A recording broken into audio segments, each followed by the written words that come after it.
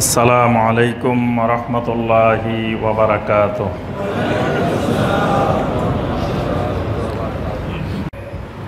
কেউ যদি কোরআনে কারিমকে কালাম হিসাবে বিশ্বাস না করে তার ঈমান থাকবে না।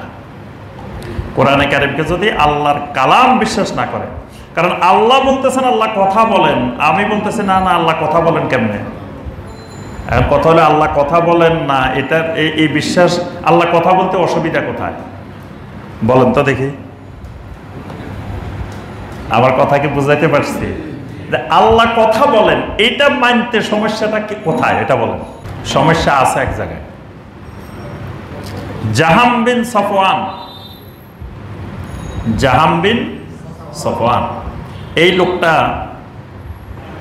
অনেক বড় ফিতনা সৃষ্টিকারী। জাহাম বিন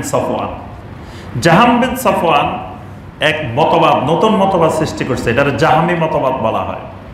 মানে সে জাহামি মতবাদে সৃষ্টি করছে যে আল্লাহর সমস্ত সিফাত, আল্লাহর সিফাতগুলো দুই ধরনের। আল্লাহর সিফাত মানে বুঝুন তো, সিফাত মানে গুণ। সিফাতগুলো দুই ধরনের।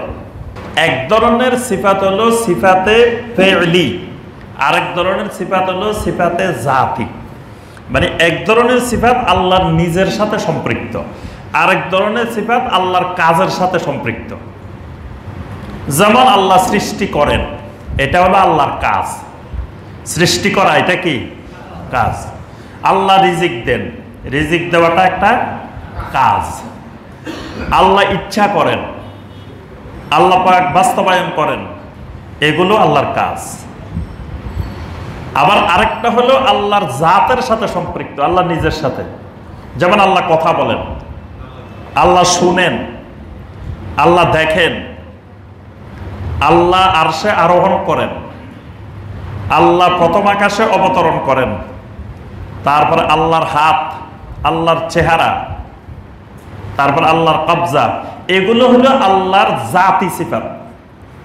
আর ওগুলো হলো আল্লাহর ফেইলি সিফাত। এই দুটো বুঝাইতে পারছি? অনেকে মনে বুঝেন নাই।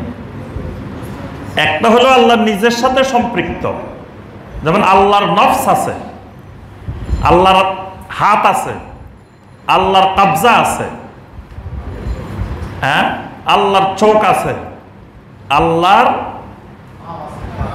কদম আছে, হ্যাঁ, এগুলো হলো আল্লাহর জাতি সিফাত, মানে আল্লাহর নিজের সাথে সম্পৃক্ত সিফাত।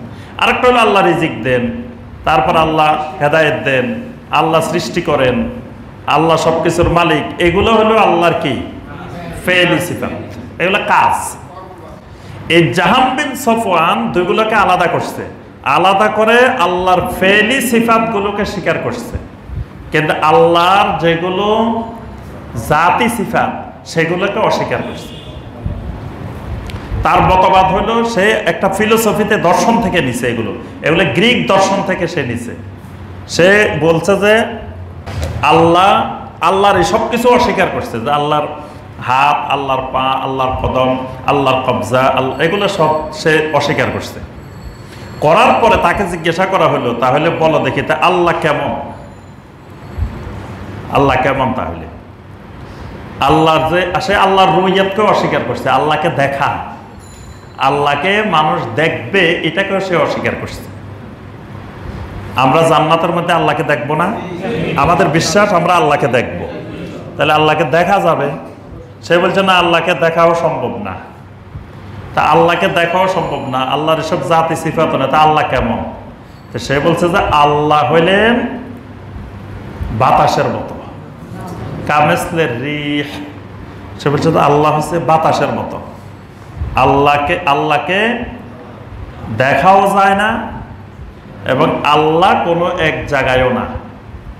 তখন সে নতুন থিওরি, ফর্মুলা আবিষ্কার করছে যে আল্লাহ সর্বত্র বিরাজমান, আল্লাহ বাতাসের মতো, আল্লাহর কোনো আকার নাই।